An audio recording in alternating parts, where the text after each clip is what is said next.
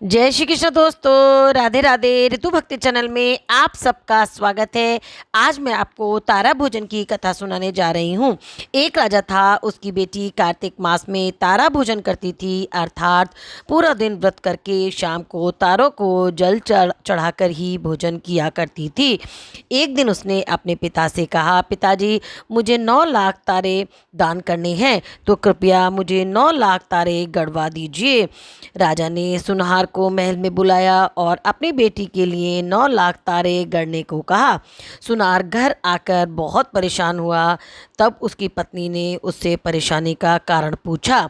तब सुनार ने कहा, राजा ने 9 लाख तारे तैयार करने को कहा है, परंतु मैं तारे कैसे बनाऊं, मुझे तो बनाने ही नहीं आते। तब सुनारिन ने कहा, इसमें इतना परेशान होने का क्या आवश्यकता है, बस थोड़ी सी चांदी लेकर गोल बनाकर कलियां बना दो, तारे तैयार। फिर क्या था, सुनहार ने 9 लाख तारे तैयार कर दिए और राजा को दे दिए। राजकुमारी बहुत खुश हुई, उसने सारे तारे दान कर दिए।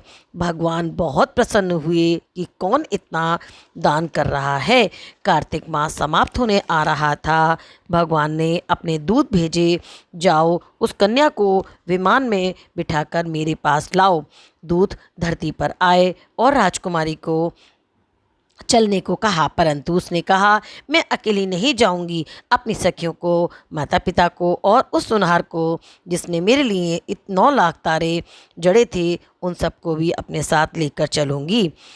दूत तैयार हो गए और विमान में बैठाकर कुछ दूर पहुंचे ही थे कि राजकुमारी के मन में घमंड आ गया और वे सोचने लगी कि पूरे महीने ठंड में तारा भोजन मैंने किया और दान मैंने किया और ये सब तो वैसे ही जा रहे हैं।